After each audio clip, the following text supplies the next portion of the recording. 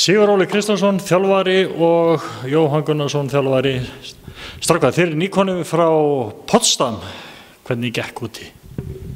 Það gekk bara mjög vel. Það var mjög svona fræðandi og skemmtilega ferð og við séum alls ekki eftir í að hafa skellt okkur þetta. Þetta hefur verið vinnuferð, þetta er ekki verið svona bara skemmtiferð? Nei, þarna var unnið frá mótni til kvölds, alveg gjörsamlega til eitt. Móli, þú nú komið þarna áður út, við fórum nú saman árið í meistaradeildinni, sýndist þér á yfirhalningunni á Potsdam-liðinu að þær hafi lært eitthvað eftir að við komum eða lærðu við, eða þið af þeim núna? Já, við sögðum alltaf við þau að árið sem við komum þarna og unnuðu næstu því.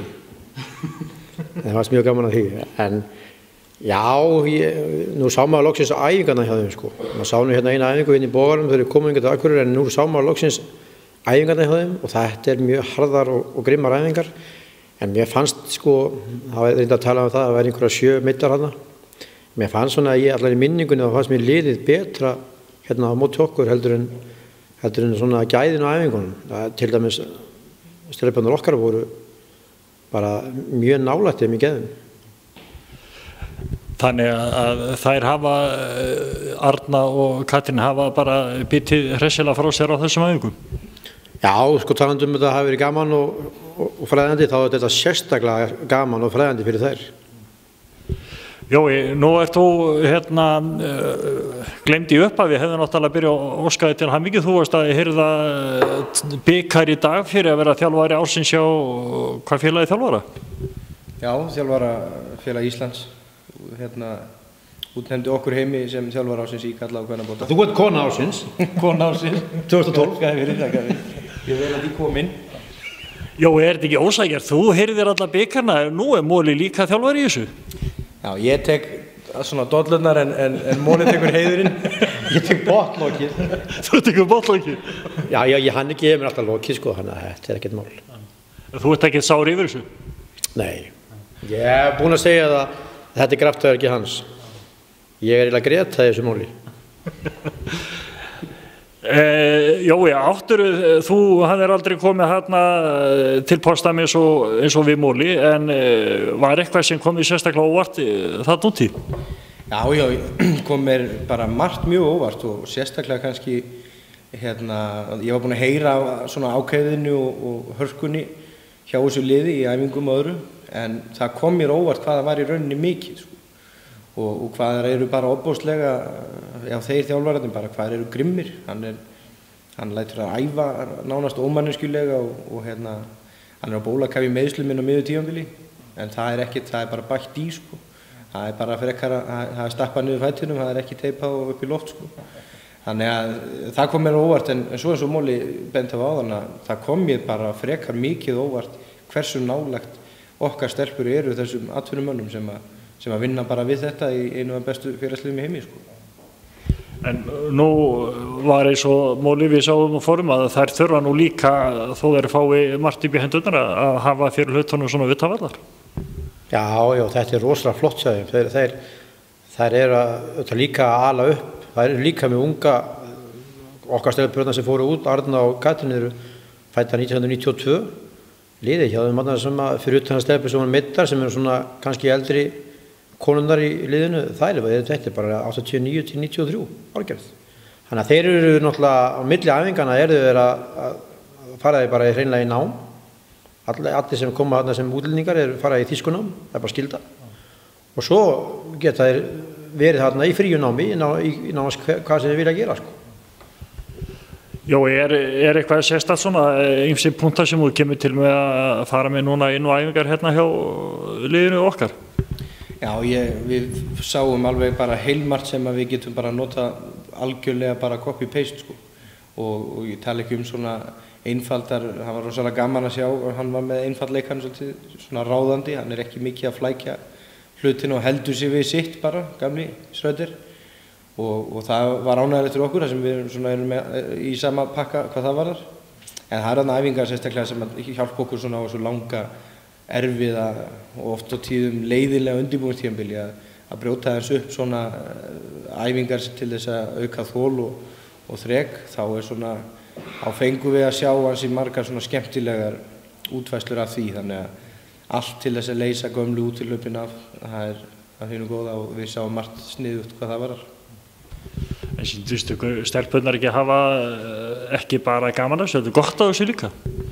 Jú, sko, ég held að margt sem að, sko, þegar maður kemur út, við prófum þetta nú 2008 með Bröndby, fórum við með Rakel og Karin, en það er svo margt sem að maður er ekki alveg öruggur með þegar maður kemur út, sko, í sjálfu sér þá er ekkert óeðlilegt að þegar þú kemur út að stelpurnar fari bara beint í varaliðið, æfi bara þar, síðan kíkir gamli þjálfarinn á þær og ef hann líst á kvikindin þá droppar þeim kannski inn í aðaliðið, en þarna er okkur bara, þeim droppar beint inn í aðaliðið, beint fyrir stelpurnar sem voru að spila hérna við 2011, og það er bara, veist, það er ekki sjálfgefið, sko, það er svona fyrsta svona, að þá er maður að þetta getur kannski orðið alveg samstarf, af því að þeir taka vel á móttökur, þeir bara beint í djúpulögina, og auðvitað náttúrulega voru við að sparka það niður og fengu olnbogaskot og svona, og voru svolítið svona inn í sér eftir æfinguna, fyrstu æfinguna, en við tókum auðvitað bara sálfræði 104 á það, og það duttu svo bara inn strax morgunin eftir, og eftir það voru það bara auðvitað mýktust þær kannski aðeins hinnar gagnvart þeim líka, þeir svona fóru að tala saman og svona, sko, og í seinustu æfingarnar þá sá maður bara ekki þennan mun sem að auðvitað á að vera kannski milli Þýskalands og Íslands. Já, hérna, ertu búin að taka einhvern áfanga í sálfræði 104? Já, og prófessorinn minn þar, Dr. Mól, hann studdi mig í gegnum þann erfið áfanga, en nei, þetta er alveg satt, þar komu auðvitað voru menn svolítið á þær beygðar eftir fyrstu æfingun, það sem að væru náttúrulega bara að vera að bjóða velkomna austur-þýskum sið og það er settar í grassið og allt þar fram til guttunum. En mér veist þetta var sko virkilega, hvað maður að segja, það er svona, það er unni óbóðslega, þetta er náttúrulega ekki sjálfgefið að fá að labba svona inn á þetta og bara virkilega þakklægt því sem við berum fyrir þessari ferð allir saman, sko. Þannig að það er í raun og veru kannski má segja, þetta sé bara að við skila bara jákvæðum punktum að fara í svona? Já, ég held það og sérstaklega sko ánægilegt að enda ferðinu eins og við gerðum með að tala við Schröder sjálfan og fá það á hreint að við værum bara velkomin að styrkja þetta samstarf frekar og koma bara helst sem oftast og hann vildi náttúrulega fá okkur bara 2 ára næsta ári, fyrir tímabil og á tímabilinu, þannig að við fengjum að sjá sem mest og læra sem mest því að hann er óbáslegur sko með svo mikla reynslu og hann vill miðla af þessari reynslu sinni kvennabolta, þannig að bara Þór Káa og Túrbyrði Póstam eru komin hérna í skemmtilegt og spennandi samstarf fyrir alla sem að vinna við þetta og vera að spila hjá Þór Káa. Þannig að þið sjá alveg fyrir ykkur að þetta geti haldið áfram? Þetta heldur áfram. Það var rúmur klukkutíma fundur á föstudeginum, seinasta daginn. Það var eitthvað svo langur að muna enga mistum með fluginu. En það hefði ekki skilt inn málið, við bara komið heim með mánudeginum.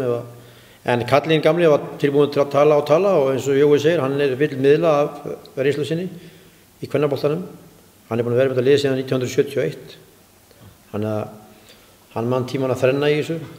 En sko það sem þetta fyrir okkur það að geta komið hérna heim og sagt sko stelpum sem eru 10, 11 og 12 og upp í 17 gamla sko, veist, við höfum hugsanlega með pláss fyrir 2 sko á hausti, alltaf, allan einhver ár og það lítur að þeir sem að hafa metnað og áhuga hvött í það að langar að sjá þennan stóra flotta atvinnuheim.